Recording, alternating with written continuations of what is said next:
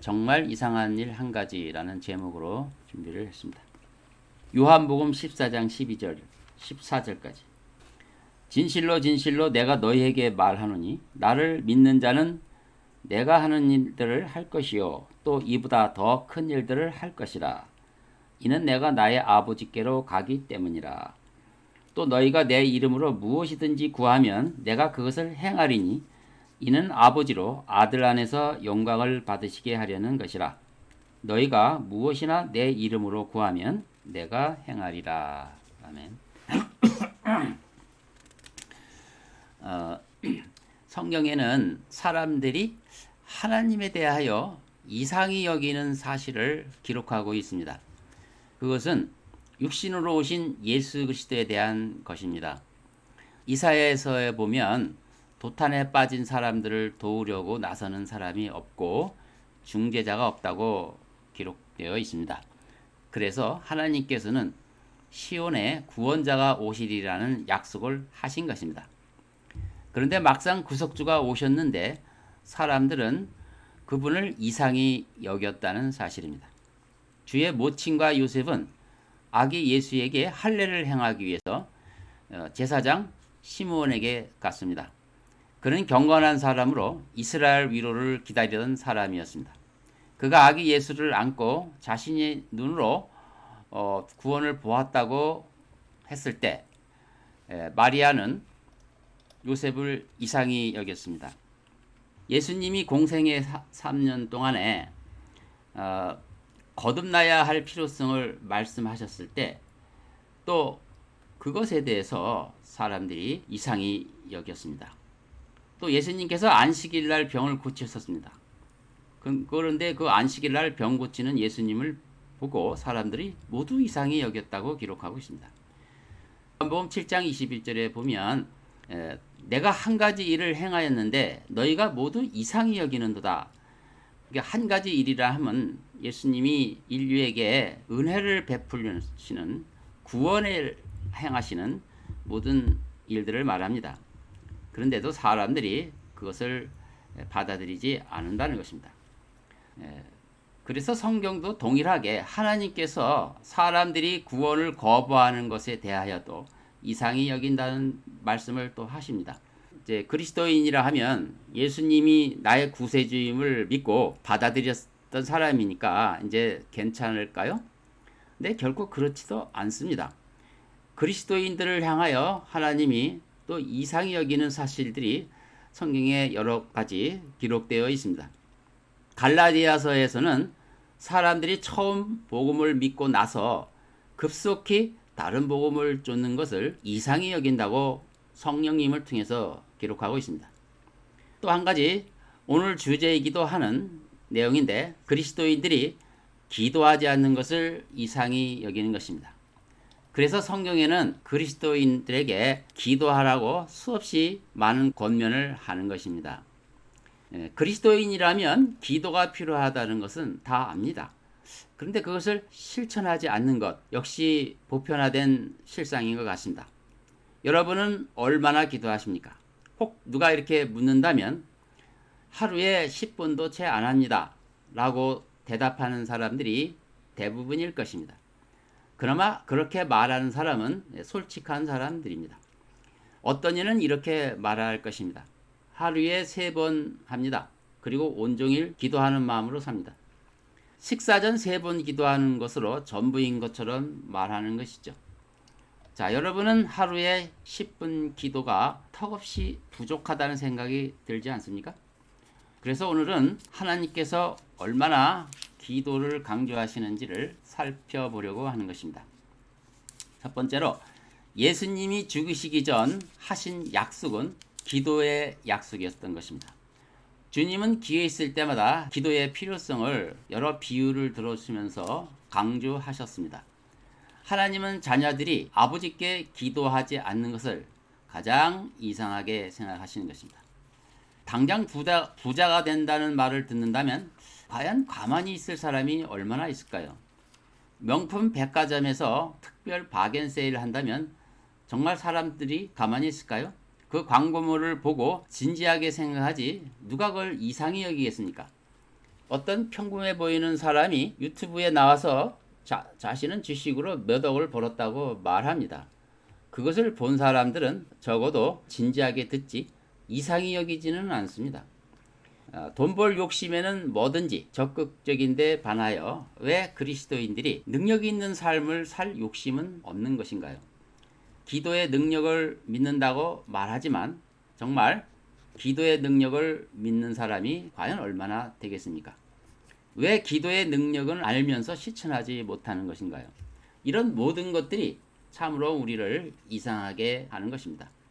그리스도인이 실패하는 이유는 기도를 너무 적게 하기 때문입니다. 교회 일꾼들이 중대에 낙심하고 세상으로 돌아가는 이유도 기도를 너무 적게 하는 때문인 것입니다. 형제들이 자주 용기를 잃고 낙심하는 이유도 기도를 너무 적게 하기 때문인 것입니다. 하나님을 향한 열정이 젊은이 가운데 타오르지 않는 이유도 마찬가지입니다. 기도를 너무 적게 하기 때문인 것입니다. 예수 그리스도는 어제나 오늘이나 영원히 변함없으신 분입니다. 그래서 하나님은 오늘도 인류를 향한 구원을 열렬히 갈망하시는 분입니다. 그분이 팔이 짧아 구원 못하시는 것이 결코 아닙니다. 그럼에도 불구하고 오늘날 교회의 인원수는 점점 줄어듭니다. 그것은 하나님 편에서 문제가 있는 게 아니고 우리가 더 많이 또 더 진실하게 기도하지 않기 때문입니다. 마지막 때 믿음 있는 자를 보겠느냐 하신 말씀은 달리 표현한다면 마지막 때 기도하는 자가 있겠느냐고 말씀하시는 것과 같은 것입니다. 그래서 하나님은 그의 권능의 팔을 더 이상 내밀 수가 없으셔서 그가 친히 내려오시는 것입니다. 사람들이 기도 모임에 냉담한 이유는 사실상 기도의 능력을 모르기 때문입니다. 기도의 효과를 한 번도 체험하지 못했기 때문에 기도를 안 하는 것이죠. 그것이 좋다면 왜 안 하겠습니까? 기도하지 않는 사람은 그 열매를 보면 압니다. 그런 사람들은 섬김보다는 비판이 앞선 자들입니다. 기도하지 않고 성경만 연구하는 사람도 있습니다. 자신이 신앙이 매우 좋다고 자부하는 사람들이죠. 그런 자들은 몸된 교회를 세우는 일보다는 허무는 일을 하게 됩니다. 행동하는 양심으로 알려진 독일의 목회자 본 해퍼는 비판은 사람의 눈을 멀게 하지만 사랑은 사람의 눈을 뜨게 한다라는 말로 유명합니다. 기도라고 하는 것은 형제 사랑하는 데 있어서의 첫 관문입니다. 기도하지 않기 때문에 자기가 아는 지식으로 상대방을 비판에만 몰두하게 되고 결국은 몸된 교회를 해치는 해독을 끼치게 되는 것입니다. 모든 것이 기도 부족 때문입니다. 스폴전이 목회할 때는 기도에 최소한 1000명 이상 참석했다고 합니다. 성도들이 주중에 기도에 5분의 1도 참여하지 않는 이유가 대부분의 교회의 실상인데 그 이유를 묻는다면 그 예배가 아닌데 뭘 저희는 집에서 따로 합니다. 이렇게 말한답니다. 기도회는 누가 권해서 가는 것이 아니고 특권이기 때문에 내가 기뻐 참여해야 맞는 것입니다. 기도의 능력을 안다면 그렇게 쉽게 대답할 수는 없겠죠. 마귀는요, 기도만 하지 않는다면 무슨 일이든지 몰두하는 것에 대하여 방해하지 않는다고 합니다. 우리의 수고를 비웃고 우리의 지혜를 조롱할 것입니다. 그러나 무릎 꿇는 사람에 대해서는 두려워 떨 것입니다. 기도하면 뭐하나 실천이 중요하지라고 생각한 적도 있습니까? 그것은 바로 마귀에게 속는 것입니다. 모든 것은 기도가 먼저고 실천은 그 다음입니다. 두 번째, 예수께서 유언으로 남기신 기도의 약속이 구체적으로 무엇인지 살펴보도록 하겠습니다. 우리가 누구를 위해 할 수 있는 가장 큰 일이란 기도하는 것입니다. 꼭 명심하시기 바랍니다. 기도는 우리가 노력으로 이룰 수 있는 것보다 훨씬 많은 것을 주는 것입니다. 그래서 우리는 하나님이 직접 하신 기도에 관한 약속을 봐야 합니다. 예수님이 제자들과 함께 계시다가 이제 떠나야 할 때가 되었습니다. 그때 수차례 반복하신 내용이 다른 것이 아니라 바로 기도에 대한 것이었습니다. 모든 삶의 성공의 비결은 기도에 있는 것입니다. 기도가 부족했다면 다시 한번 자신을 돌아보시고 기도에 힘쓰는 여러분이 되시기 바랍니다. 여러분이 진정 성공하기를 갈망하신다면 기도부터 실천하십시오. 아무것도 하지 않고 뜻을 이룰 수는 없는 것입니다. 그래서 하늘의 섭리입니다. 거기에 기도는 첫 번째가 되는 것입니다. 더 이상 하나님을 만홀히 여기지 마시고 하나님을 더 이상 시험하지 마시며 기도를 시작하십시오.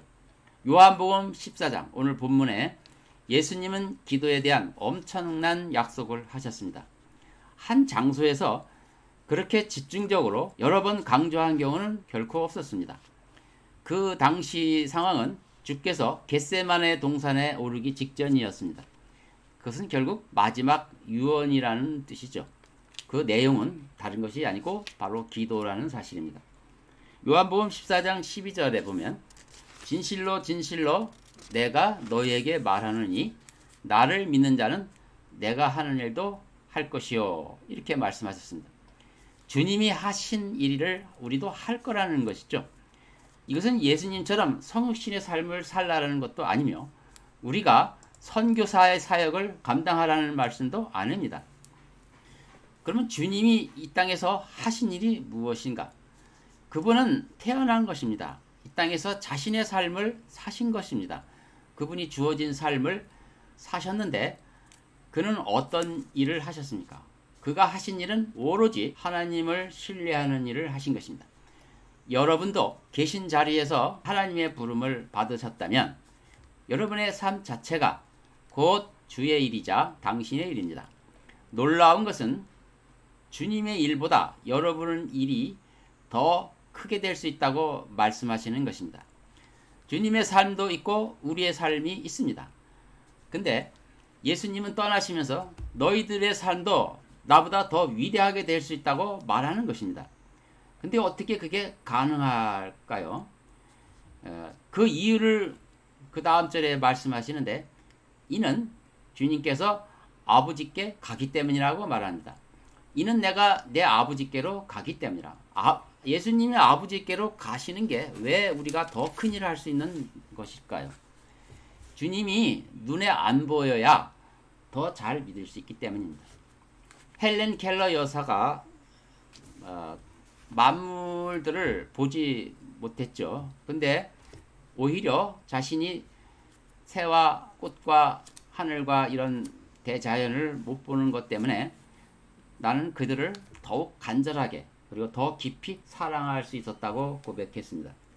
주님이 차라리 눈에 안 보여야 더 진실된 믿음을 구사할 수 있는 것입니다. 13절에 보시면 너희가 내 이름으로 무엇이든지 구하라 이렇게 말씀하십니다. 예수께서 이 땅에서 이루신 모든 은혜를 기반으로 기도하라는 뜻이겠죠. 내 이름으로 즉 나의 명예를 기반으로 해서 이런 뜻입니다. 명예는 곧 그의 삶이죠. 그러니까 예수님이 생활하신 모든 은혜의 기반을 우리는 잘 알고 있습니다. 그분의 덕분에 우리가 죄인된 우리가 하나님께 받아들여졌고 모든 삶이 이제 긍정화 되었습니다. 그러니까 내 이름으로 기도하라.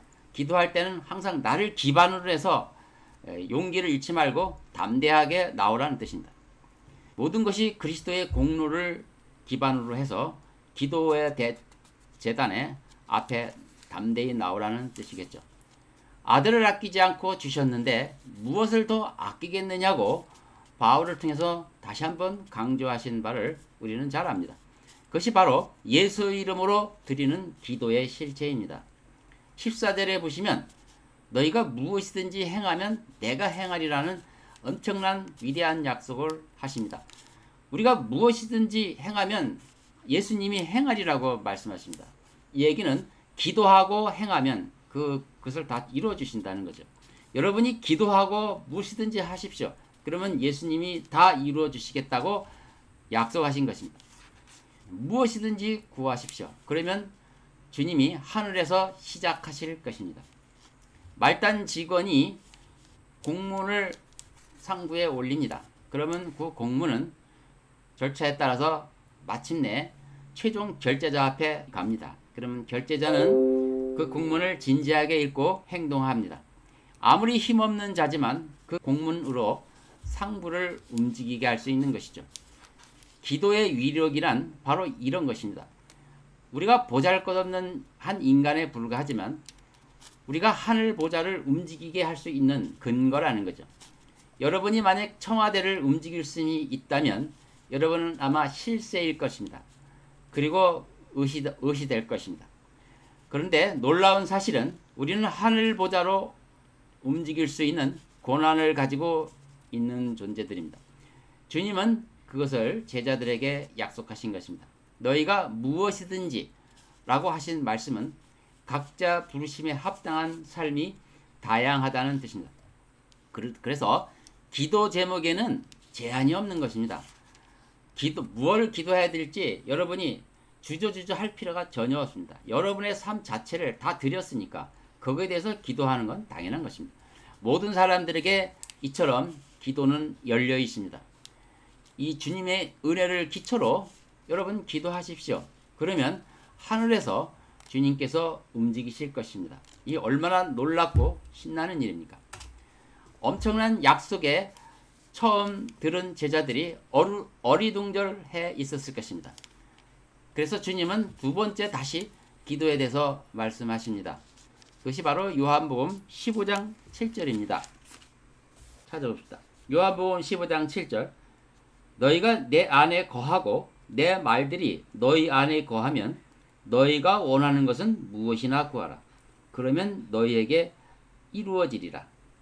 너희가 많은 열매를 맺는 이 일로 나의 아버지께서 영원롭게 되실 것이요 너희는 내 제자들이 되리라.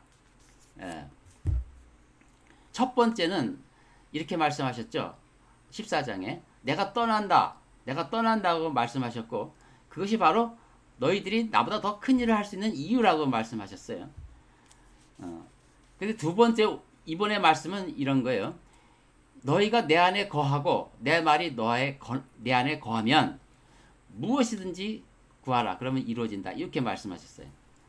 이것은 주님이 3년 반 동안 친밀함이 떠난다는 말과 동시에 제자들이 혹시 염려하고 오히려 더 위축되지 않을까 싶어서 예수님이 다시 말씀하신 것입니다. 용기를 주기 위해서 다시 말씀합니다. 내가 떠나지만 너희가 내 안에 거하고 내 말들이 너희 안에 거하게 되면 무엇이든지 구하라. 떠나지만 떠나는 게 아니다. 주님과 한 몸으로 연합되었음을 말씀하시는 것입니다. 일심동체를 이루기 때문에 너희가 원하는 것에 대하여 하나님께서 완전히 마음이 열려 있다는 것입니다. 기도의 제목에 제한이 없고 완전히 일심동체로 기도하는 것은 아버지께서 즉 예수께서 기도하는 것과 똑같이 여기시고 기도에 응답해 주신다는 뜻입니다. 그러니까 우리는 하나가 되었다는 것을 강조하심으로써 기도의 용기를 더해 주시는 거죠. 여러분은 그래서 여러분 자신의 인생을 긍정하셔야 합니다. 여러분의 삶의 형태가 다양하죠. 세상 사람들의 평가도 다양하고 누구는 더 잘 살고 누구는 덜 살다라고 아무리 사람들이 평가하지만 하나님 입장에서는 똑같습니다. 여러분의 인생을 다 받아주셨고 그것을 긍정하시는 분은 오로지 하나님이십니다. 그래서 여러분은 그 삶을 하나님이 긍정하시는 여러분의 삶을 여러분 자신을 비하하지 말고 그 삶을 풍성하게 능력 있게 채우시기 위해서 기도하시라는 것입니다. 나이가 드신 분도 마찬가지고 젊은이도 마찬가지입니다. 나는 나이가 들었기 때문에 이제는 뭐 시간도 별로 없다. 그래서 그 삶의 그 희망을 놓친다면 그것도 잘못하는 것입니다. 고목나무에서도 얼마든지 아름다운 꽃을 피울 수 있습니다. 오히려 더 그런 뒤늦게 핀 꽃이 더 아름답고 찬란할 수 있는 것입니다. 또 젊은이는 하나님을 회피의 대상으로 삼지 마십시오. 내가 하고 싶은 것을 마음대로 할 수 없도록 제한하시는 분으로 오해하지 마시기 바랍니다. 죄 짓는 것이 아니면 주님은 모든 것이 주 안에서 아멘인 것입니다. 그리스도 안에서는 예만 있지 아니오가 없다고 말합니다. 그러므로 여러분의 삶 자체도 하나님도 긍정하시기에 꿈을 가지시고, 그리고 한 가지 꼭 필요한 것은 기도를 하십시오. 기도를 하시고 여러분의 삶을 사시라는 것입니다. 예수님은 제자들이 하늘의 아버지와는 서먹한 관계가 혹 있을까 싶어서 이 부분에서 또 짚어주셨습니다. 예수님은 3년 반 동안 제자들과 동고동락했기 때문에 어느 정도 친밀감이 유지되어 있었어요. 그러나 구약의 영향하에서 하늘 보좌에 계신 아버지와는 그렇게 기도로 구구절절 내 삶을 토로할 수 있는 사이는 아니라고 생각했을 것입니다. 지금 예수님은 우리에게 기도의 필요성을 가르쳐 주시는 가운데 이렇게 말씀하시는 것입니다. 그래서 필요했던 것이 요한복음 15장 15절, 16절인 것입니다. 제가 읽겠습니다. 이제부터는 너희를 종들이라 부르지 아니하리라. 이는 종은 자기 주인이 하는 일을 알지 못하기 때문이라. 내가 너희를 친구들이라고 불렀으니 이는 내가 나의 아버지께로부터 들은 모든 것을 너에게 알게 하였기 때문이라. 너희가 나를 선택한 것이 아니요 내가 너희를 선택하여 임명하였나니 이는 너희로 가서 열매를 맺게 하고 너희 열매가 남아있어 너희가 나의 이름으로 아버지께 구하는 것은 무엇이든지 그분께서 너희에게 주시게 하려는 것이라. 기도를 듣고 응답해 주시는 분은 하나님 아버지이십니다. 예수님은 하나님의 외아들이십니다. 그런데 예수님은 제자들을 향해서 너희들은 내 종이 아니라 내 친구라고 말씀하십니다. 그리고 예수님은 아버지로부터 들은 것을 너에게 그대로 전했고 너희들은 그것을 다 받은 사람들이다. 이렇게 말을 하신 거예요. 즉 하나님 아버지는 너희들을 나만큼이나 사랑하신다는 것을 말씀하려고 하는 겁니다. 그러므로 내 이름으로 기도하면 아버지는 천국에서 가장 시급한 사안으로 처리해 주시겠다는 것을 말하는 거죠. 사랑하는 자녀가 전화를 해서 아빠에게 지금 뭐가 필요한데 퇴근할 때 뭐 좀 해주세요 라고 하면 그 아빠는 그 어떤 급한 일보다 자녀의 요청을 들어줄 것입니다. 그것은 자녀를 실망시키지 않게 하려는 의미에서 말입니다. 지금 예수님은 그 관계를 말씀하고 있습니다. 자녀와 부모의 관계. 자녀가 그래서 열매 맺는 것을 보고 기뻐하는 모습. 이것을 하나님도 간절히 보는 것입니다. 자녀가 기뻐할 때 그 부모가 기뻐하듯이. 그래서 이것이 기도해야 할 이유인 것입니다. 이것이 기도의 필요성에 대해서 주님이 세 번째 강조하시는 말씀입니다. 아직도 더 있습니다. 이것으로만 해도 충분한데 예수님은 아직도 두 번이나 더 강조하십니다. 네 번째입니다. 요한복음 16장 23절. 이날에는 너희가 아무것도 나에게 묻지 아니하리라. 진실로 진실로 내가 너희에게 말하노니 너희가 아버지께 내 이름으로 구하는 것은 무엇이나 너희에게 주시리라. 지금까지 너희가 내 이름으로 아무것도 구하지 아니하였으나 구하라. 그러면 받을 것이니 너희 기쁨이 충만케 하려 함이라. 비슷한 말씀이지만 자세히 들여다보면 놀라운 또 진리가 추가됩니다. 여기 보면 너희가 나에게 이제는 아무것도 묻지 않을 것이라고 말씀하십니다. 대신 아버지께 직접 구하면 그는 무엇이나 너에게 주시라고 말씀하는 것입니다. 이것도 아까 말씀드린 것처럼 하늘 계신 아버지에 대한 거리감을 느끼는 제자들에게 절대로 거리감을 갖지 말라는 뜻으로 다시 말씀하시는 거예요. 기도응답의 주체이신 아버지에 대해서 제자들이 편한 마음으로 기도할 수 있도록 하시는 거죠. 3년 반 동안 예수님과는 친해서 도움을 요청할 수 있었지만 이제 가는 마당에서 제자들이 이제 기도하지 않을까봐 이렇게 말씀하신 거예요. 아무것도 나에게 물을 필요가 없다. 즉 아버지께 직접 구하면 된다는 뜻이고요. 너희가 아버지께 내 이름으로 구하는 것은 무엇이나 너에게 주시라. 이렇게 다시 강조하는 것은 내 이름으로 구한다는 말을 강조하는 것은 아버지는 그 아들을 사랑하는 것처럼 너희들도 똑같은 분량으로 사랑하기 때문에 염려하지 말고 담대히 기도하라는 것입니다. 자, 이 네 번째까지 이렇게 강조하셨어요. 근데 너무 슬픈 일은 그리스도인들이 실제 기도를 하지 않는다는 것입니다. 우리 주님이야말로 넘치도록 능력이 많으셔서 우리를 충분히 도와주실 수 있는 분임에도 불구하고 말입니다. 그래서 예수님은 이제 마무리를 더 하십니다. 그가 겟세마네 동산에 오르기 직전이기 때문에 기도에 대해서 다섯 번째로 마무리를 하셨는데 한번 들어보시기 바랍니다. 같은 16장의 26절입니다. 그날에는 너희가 내 이름으로 구하리니 이는 내가 너희를 위하여 아버지께 기도하겠다는 말이 아니니라. 아버지께서 친히 너희를 사랑하심이니 이는 너희가 나를 사랑하였고 또 내가 하나님께로부터 온 것을 믿었기 때문이라. 그렇습니다. 이제는 하나님 아버지가 너희들을 직접 사랑한다는 사실을 믿고 나를 통하지 말고 바로 하나님 앞에 기도하라는 것입니다. 여러분은 예수 그리스도를 영접한 것으로 인하여 충분히 하나님 아버지로부터 사랑받을 자격이 있다는 말씀입니다.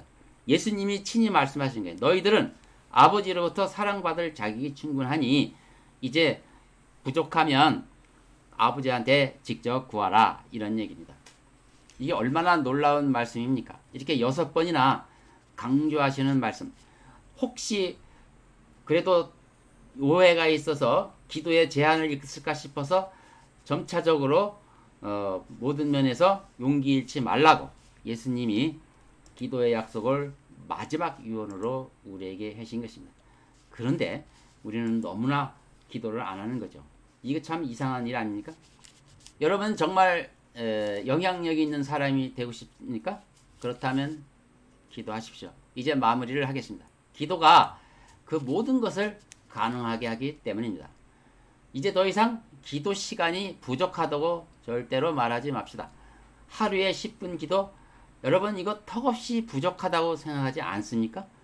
하나님의 능력, 무한한 능력에도 불구하고 기도하지 않는다면 하나님의 것이 내 것이 될 수가 없습니다. 너무나 아까운 일입니다. 기도를 적게 하는 것은 하나님께 적게 봉사하는 것입니다. 우리의 모든 부흥을 가로막는 것도 오직 한 가지입니다. 기도하지 않는 것입니다. 여러분, 오늘 말씀은 늘 듣는 말씀이지만 오늘부터 실천하시기 바랍니다. 내가 기도가 부족하다고 생각하셨다면 다른 거 없습니다. 이제 기도하면 되는 것입니다. 이런 마음으로 기도를 하시기 바랍니다. 주여, 길이요 진리요 생명이신 당신을 의지하며 나갑니다. 당신이 친히 걸으신 기도의 길로 주여 우리를 인도해 주옵소서.